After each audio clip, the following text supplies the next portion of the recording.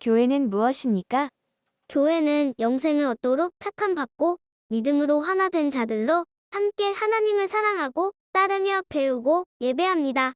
주께서 사랑하는 형제들아, 우리가 항상 너희에 관하여 마땅히 하나님께 감사할 것은 하나님이 처음부터 너희를 택하사 성령의 거룩하게 하심과 진리를 믿음으로 구원을 받게 하심이니.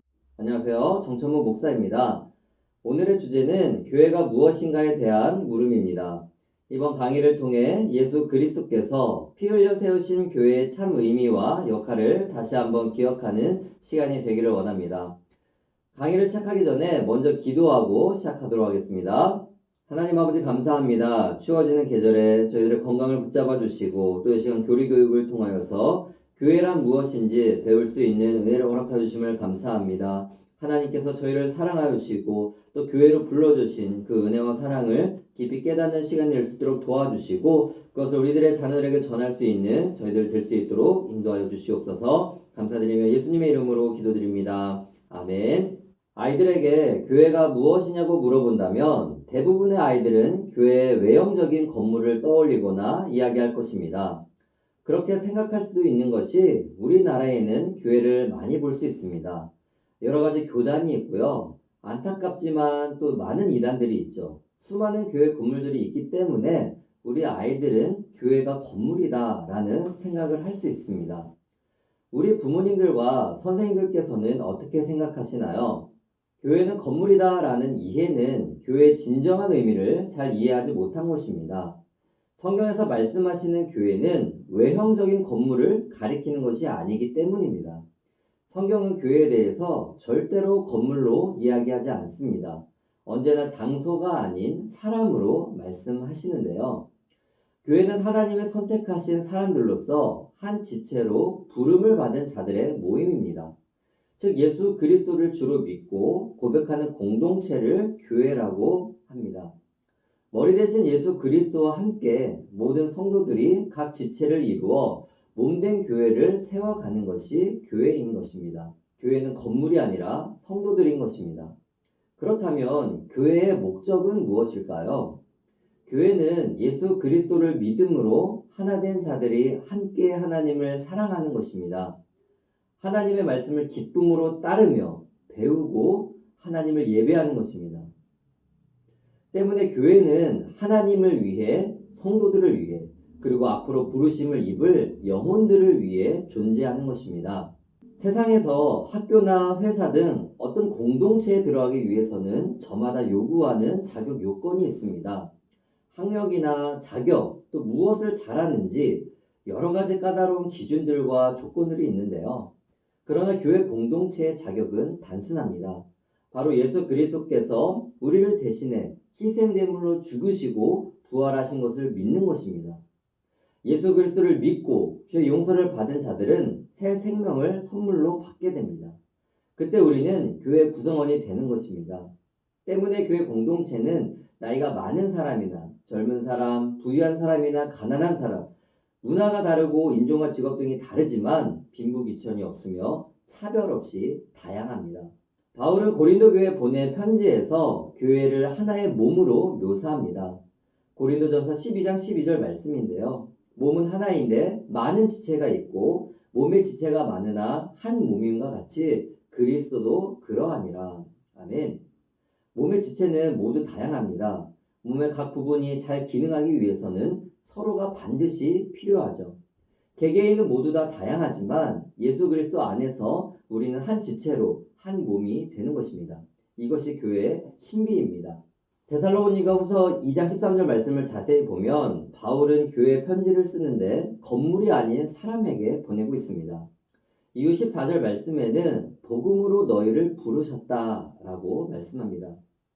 하나님께서 우리를 교회로 부르신 목적은 교회의 일원이 구원을 받게 하시기 위해서입니다. 교회는 하나님의 분노와 심판에서 구원을 받았습니다. 예수 그리스도를 믿음으로 영생을 얻고 구원을 받은 것입니다. 예수님과 연합할 때 우리는 예수님 안에서 서로 연결되고 하나가 될 수 있습니다. 하나님을 아버지라고 부르며 또 같은 믿음을 가진 모든 이들과 새로운 형제 자매가 되는 것입니다. 때문에 우리는 모두 다 다르지만 같은 믿음을 가지고 또 같은 신앙을 가지고 살아가게 되는 것입니다. 그리스도와의 연합은 예수 그리스도의 십자가와 부활의 사건이 나의 신앙이 되는 것입니다. 예수님처럼 사랑하고 또 예수님의 가르침을 듣고 따르는 삶을 의미합니다. 예수 그리스도와 연합한 교회가 감당해야 될 일이 있습니다. 그것은 첫째로 하나님을 사랑하고 섬기는 일입니다. 하나님께서 우리를 먼저 사랑해 주셨습니다.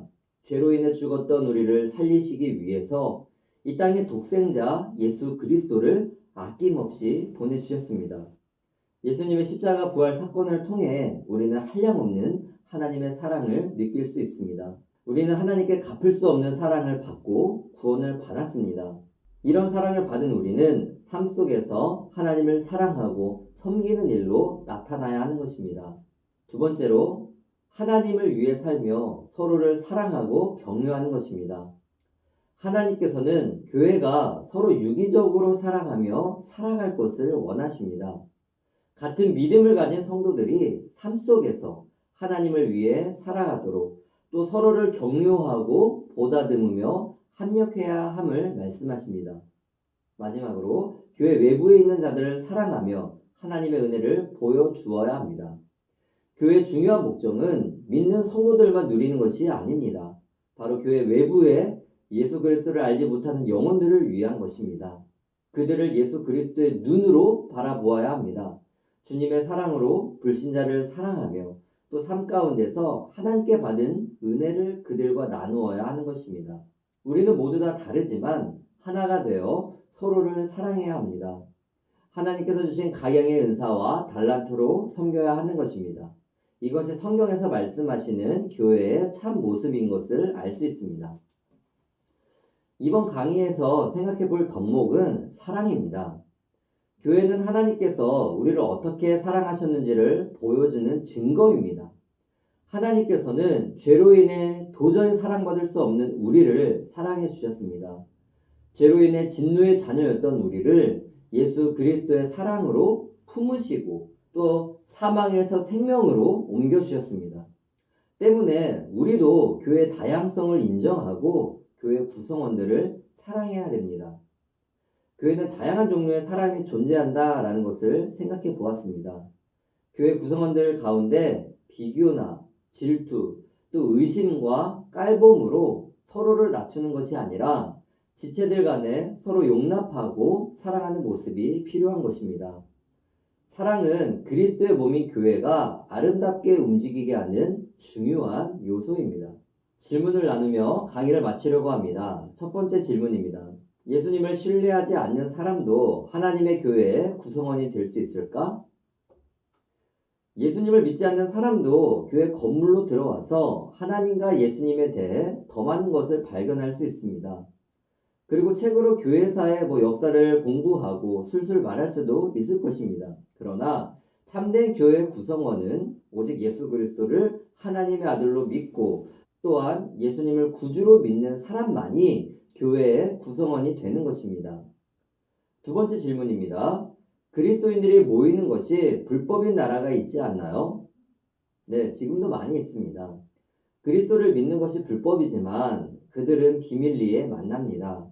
하나님께서 구원해 주신 은혜와 사랑에 감격스러워서 목숨이 위태한 상황이라도 비밀리에 만나고 또 하나님께 예배를 드리는 것입니다.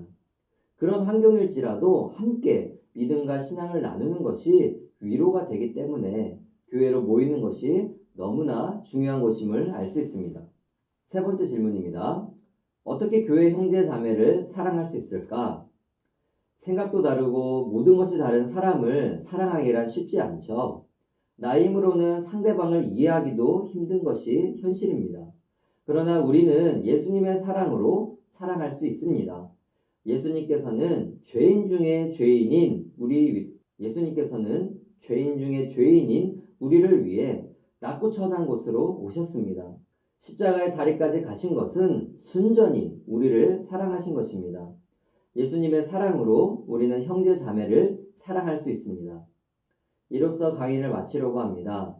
코로나19가 확산되기 시작했을 때 신천지와 같은 이단이나 또 몇몇 교회로 전 교회가 세상의 지탄을 받았었습니다. 그때 우리 자녀들의 고민이 많이 있었는데요. 친구들이 교회 가는 것을 부정적으로 생각한다라는 것이죠.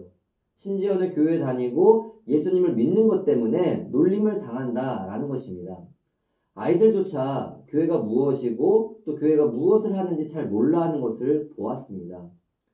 이럴 때일수록 우리는 자녀들에게 교회가 무엇인지, 교회는 어떤 일을 하는지 더 잘 알려줘야 하는 시기임을 느낄 수 있습니다. 우리 자녀들에게 예수님을 믿는 우리가 교회됨을 알려주세요. 우리가 성령이 거하시는 하나님의 성전임을 일깨워 주시는 우리 모든 세강교회, 교회학교 부모님들과 선생님들이 되시기를 원합니다. 기도하심으로 강의를 마치겠습니다. 하나님 아버지 감사합니다. 이 시간 교회는 무엇인지 말씀을 통해서 확인할 수 있도록 인도하심을 감사합니다. 예수 그리스도를 머리로 하고 우리 모든 성도들은 몸의 각 지체가 되어서 한 몸이 된다라는 것을 배우게 해주셔서 감사합니다. 하나님, 우리 안에 있는 여러 가지의 다양성을 인정할 수 있도록 도와주시고 예수님의 사랑으로 사랑하는 우리 모두가 될 수 있도록 역사하여 주시옵소서. 하나님 아버지, 우리 자녀들이 교회 다니는 것이 부끄럽고 또 교회 다니는 것 때문에 놀림 당하는 우리 아이들이 있습니까? 주님, 그들의 마음을 위로하여 주시고 교회가 무엇인지를 이 시간을 통하여서 바르게 깨닫는 우리 자녀들이 될 수 있도록 도와주시옵소서. 그리하여서 죄인인 우리를 구원하여 주시고 하나님께서 교회로 불러주셨음에 감사하는 우리 모든 세강교회 교회학교 부모님들과 우리 선생님들, 자녀들이 될 수 있도록 인도하여 주시옵소서. 감사드리며 예수님의 이름으로 기도드립니다. 아멘.